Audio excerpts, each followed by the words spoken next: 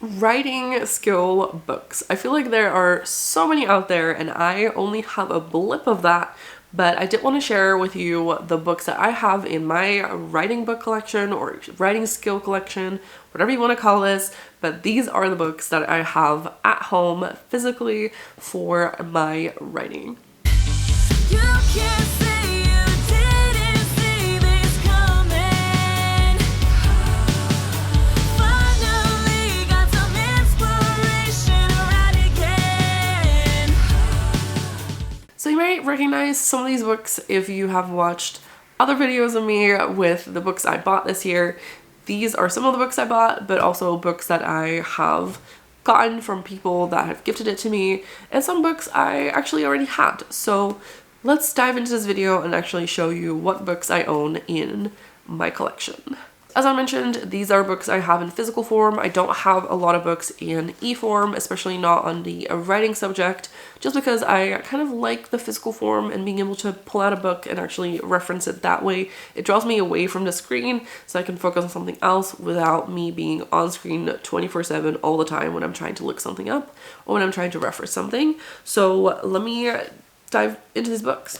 I have this book, which is a Plot and Structure. It is one of the first books I think I got from people at the office when I was still working my previous job, and they bought me this because they knew I was writing, and I thought that was a very kind gesture and a very kind way of showing me, hey, we know you're writing, we support this, here's a book on plot and structure. So I have written through some of this and actually made notes and put some sticky notes on there so that I can reference things a little bit quicker with some writing exercises in here.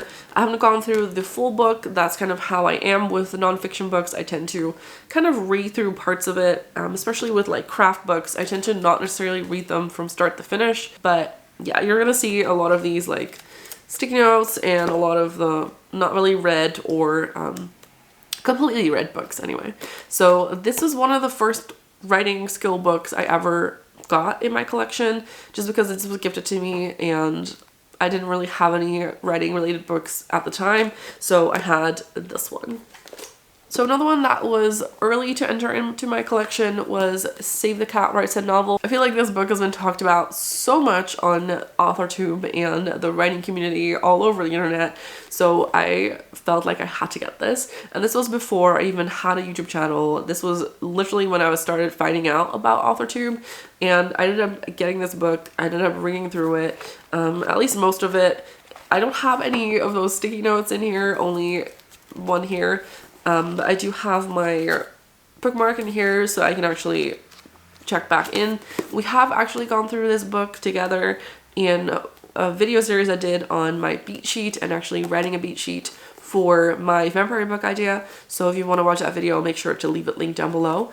But this is definitely one of those books that is going to help you kind of look through the beat sheet that a lot of people reference and look through. So definitely would recommend. It also shows some examples of like well-known books, well-known movies and stuff like that to kind of help you get a grasp of what this would mean for certain stories.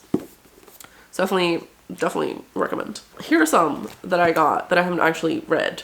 So let me actually dive into this. So Story Genius has been on my list for quite some time because I feel like a lot of people have talked about this, and I'm always someone that's kind of influenced, I guess, when people talk about things and they say it's a good book, I want to get it. So this is one that has been referred to quite often.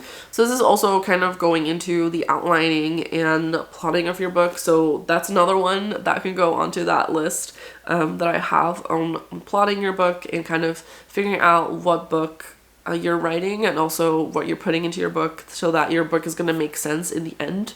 So yeah, I definitely haven't read this, so I can't really say if it's good or not, but I have heard a lot of people talk about this book. So based on their recommendations, I ended up getting this. So see for yourself, you know, decide if you want to get this book or not, but I have it. It's in my collection. Another one I was kind of influenced to get was Self-Editing for Fiction Writers. It's a book that I first saw on Emma Bennett's channel when she was kind of showing books that she'd gotten for her writing class, and I was at the point where I was like, I don't know what editing is anymore. how do I do this? So I was like, if this book is gonna help me outline that and gonna help me figure this out, I am getting it. So I got this book. I actually did start reading this. As you can see, I have 2 little tabs in here. I haven't continued since, but this is definitely one of those books that I definitely want to read probably through. I don't know if it's a full read, you know, start to finish book, but I definitely want to get into this to kind of see what this, you know, outlines it kind of says about the self-editing process, because that's something that I'm definitely struggling with. So that's why I ended up getting this one. Then this was just one of those books that I saw in a bookstore. It's How Not to Write a Novel, and this is a secondhand book that I found in my secondhand shop that I went to in Amsterdam. There is one that's very cute, and I like going there. And this was the only writing skill book that I had, and I was like, this is funny. I want to get that, even if I'm not gonna necessarily read through the whole book or whatever. I thought that this was funny. I have since heard that some people have really enjoyed reading this, so we're gonna see. I haven't actually read it yet.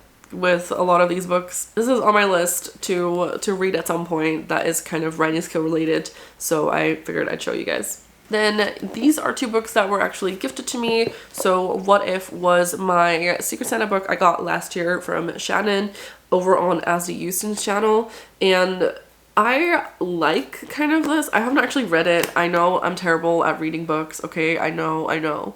But what if is always the question I ask myself when I'm like trying to come up with something on my outlining, my plotting, whatever it is. I always try to ask myself, okay, what if I did this instead of doing that? Or what if I do this and this and this?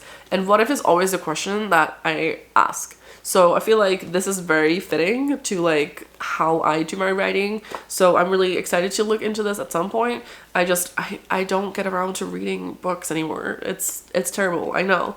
I really want to get back into writing and reading these books. So hopefully 2024 is gonna help me get through some of these and actually, you know, help me writing and also reading these books, because that definitely needs to happen. Then when I broke my foot, some of my colleagues actually pulled together and got me a gift. So they ended up getting me Still Writing. So I haven't actually read this. Again, as I say, I haven't read any books, okay? I'm trying my best. But this is a book that is by Dennis Shapiro, and I feel like this just goes into like kind of writer life. So I'm excited to kind of read through this. I don't necessarily know what this goes into, if this outlines, you know, certain do this, do not do that kind of things, or if this is just kind of a way that she approaches things and it's just kind of her life story on like how she does certain things, and that's kind of what's in the book, or if this is tips and tricks. I have no idea, but I'm very happy to kind of have this in my collection. I always enjoy having more writing related books, so I'm looking forward to reading this at some point. Again, I say at some point because I really don't know when I'm gonna get to these books. I have 3 kind of reference books, and I definitely want to get more of them, but these are 3 thesauruses. So I have the Urban Setting Thesaurus, which doesn't have any markings in them, but I do tend to use this a little bit here and there. It has a huge list in the front of specific settings and kind of places that you can reference. And then if I, for example, take just a random page, I'm just gonna flip it open. It's an office cubicle, and then it gives you the sights, so things that you might see, things that you might hear, so the sounds, the smells, the tastes, textures and sensations, and then possible sources of conflict. So if you're using this as a setting, what kind of conflict can arise in those settings?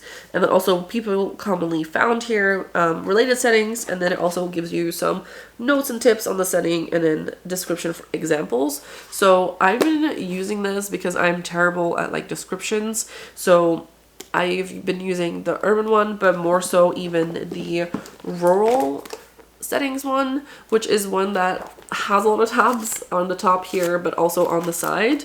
I did mark quite a lot of these things to kind of see, okay, well, how can I best kind of use this as a way of including this into my books. So I have, for example, here, I have river marked, and that is kind of what I tend to use with like, okay, if I have a river, then these are some of the activities maybe they can do, or this is some of the things that they might see, so that the story just becomes a little bit more lively, in my opinion, with how I'm writing my historical book, for example. So that's kind of why I ended up getting these, because I was trying to be better at description and describing where my characters actually are, instead of just having them explore the world without me actually describing the world. So that's kind of why I got these setting ones.